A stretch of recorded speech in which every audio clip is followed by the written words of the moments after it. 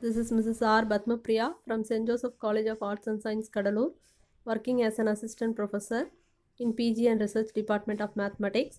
Today, we are going to discuss about the topic Lagrange's theorem.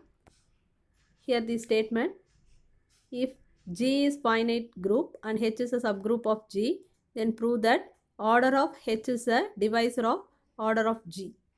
Prove, since G is finite, then clearly we know that subgroup is also finite.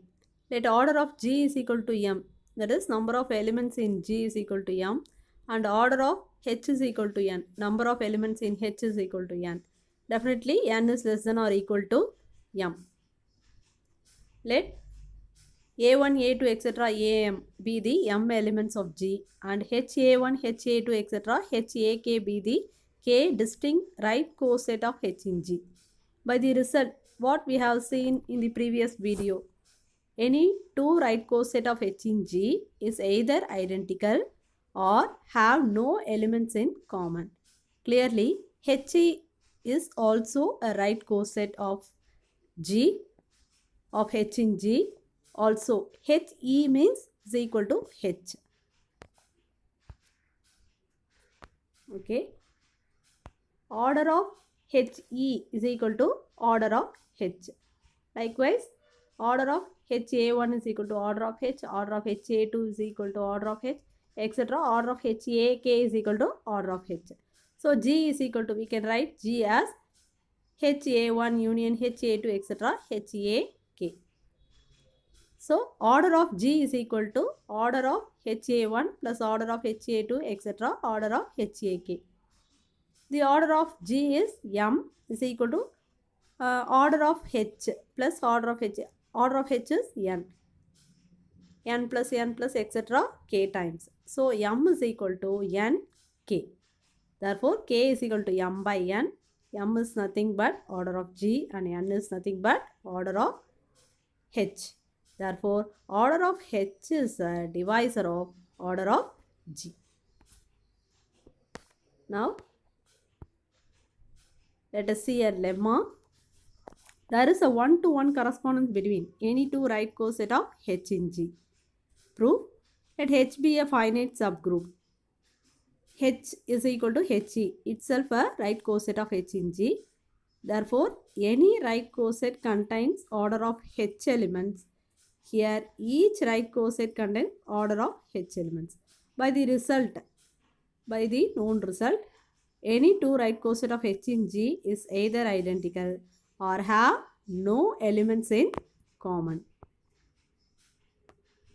Klein, define a function f from HA to HB is 1 to 1 defined by function of HA is equal to HB. For HA belongs to HA and HB belongs to HB. To prove that f is 1 to 1, let us consider two elements H1A and H2A belongs to HA. Then function of H1A is equal to function of H2A. By the definition, we have H1B is equal to H2B. That implies by the right cancellation law, H1 is equal to H2. Now post multiply by A, H1A is equal to H2A. Thus, F is 1 to 1 correspondence between any two right coset of H in G. Hence, the theorem is proved. Now, let us see the definition for order of an element. Already we have seen the order of a group. Here, we are going to see the order of an element. If G is a group and A belongs to G, then the order or period of A is at least positive integer M such that A power M is equal to E. By an example, we can easily understood the order of an element. Let us consider a group 1 minus 1 I minus I. Here E is equal to 1. So, the identity element is 1. When we power the values, the G values, we have to get the answer as the identity element E. Then the power value is called the order of an element. So, for 1 power 1 is equal to 1. So, order of 1 is 1. Minus 1 squared is 1. So order of minus 1 is the power value is 2. I power 4 is equal to 1. Order of I is equal to the power value is 4. Minus I power 4 is equal to 1. That is order of minus I is equal to 4. So this is the order of an element definition. Now let us see the definition for index. If H is a subgroup of G, the index of H in G is the number of distinct right coset of H in G. It is denoted by Ig of H. Note that if G is finite, then we can say the index is equal to order of G, order of H is a divisor of order of G, which is a Lagrange's theorem. Now let us see a corollary depending on this definitions. If G is a finite group and A belongs to G, prove that order of A divides order of G. Proof. We know that by the Lagrange's theorem, order of H is a divisor of order of G. Let us generate a subgroup H in G such that H is generated by A. Therefore, H is equal to E, A square, A cube, etc. We know that A power order of A, the power is the order value, order of an element. So, A power order of A is equal to, you should get the value E, that is the identity element. That implies H contains order of A elements. That is, order of H is equal to order of A. We have to prove this. If not, if this is not true, order of H is not equal to order of A. Let A power I is equal to A power J for 0 less than or equal to I less than J less than order of A. Post multiply by A inverse. So, A power I into A power minus I, post multiply by A power minus I, A power I into A power minus I is equal to A power I into A power minus J.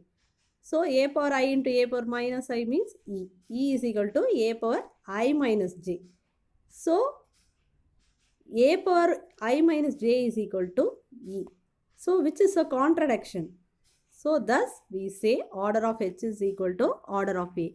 By Lagrange's theorem, replace the value of order of H by order of A.